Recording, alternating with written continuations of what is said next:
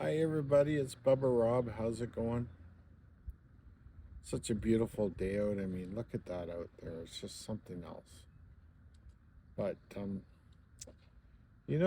was watching a podcast by Michael Francis discussing Andrew Tate and about masculinity. And you're wondering why I'm talking about this on the carnivore diet. There's a question: does the food you eat affect maybe your masculinity and your behavior and your thought process? I'm just giving conjecture and my opinion. There's nothing about it that's based on any scientific fact or studies.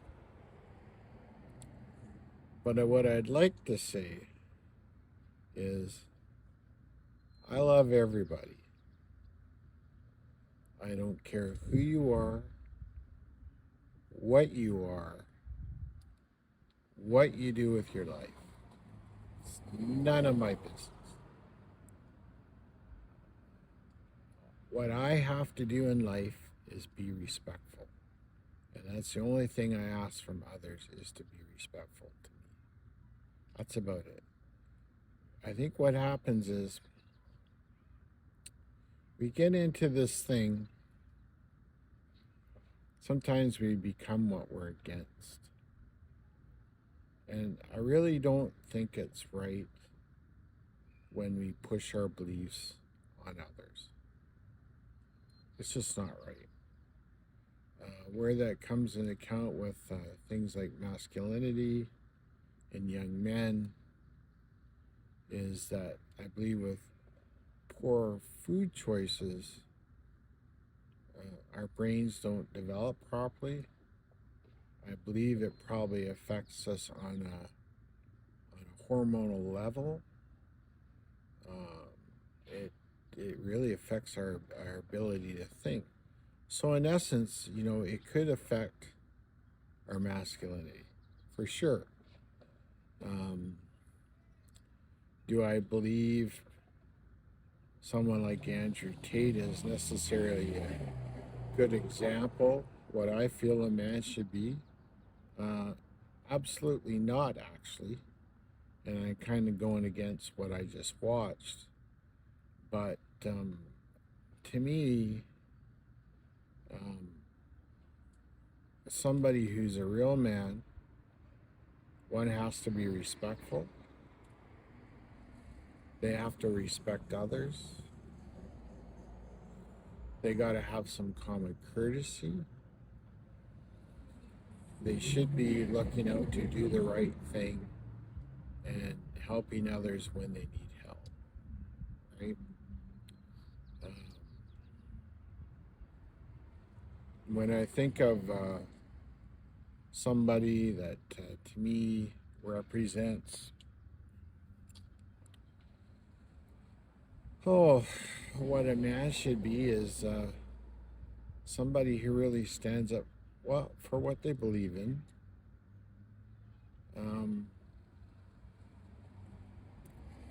They portray themselves in public as maturely as possible.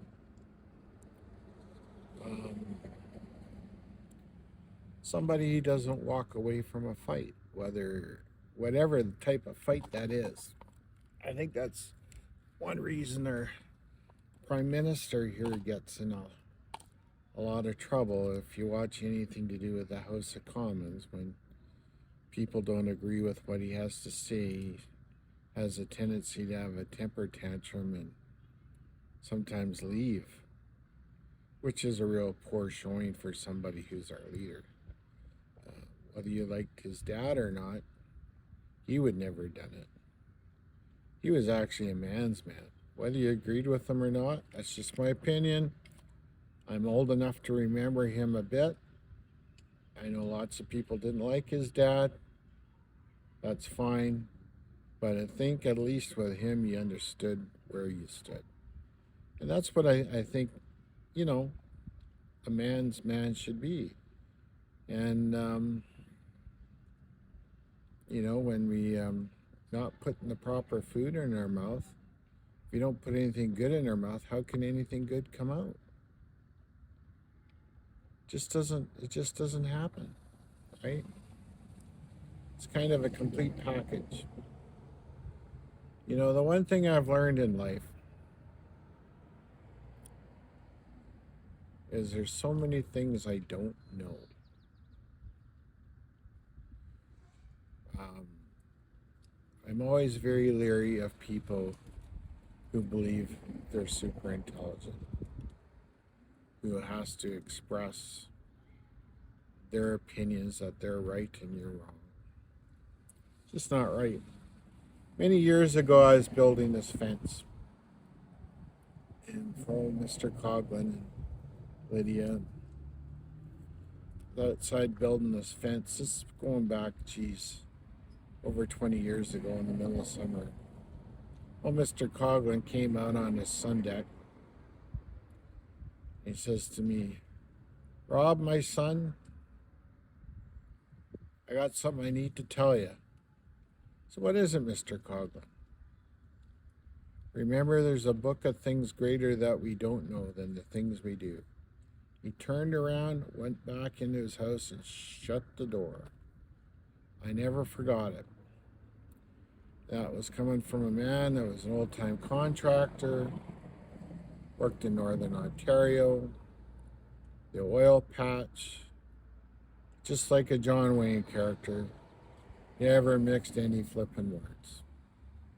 He grew up in a time where his food source was pure, lived a good life, and he was honest. So,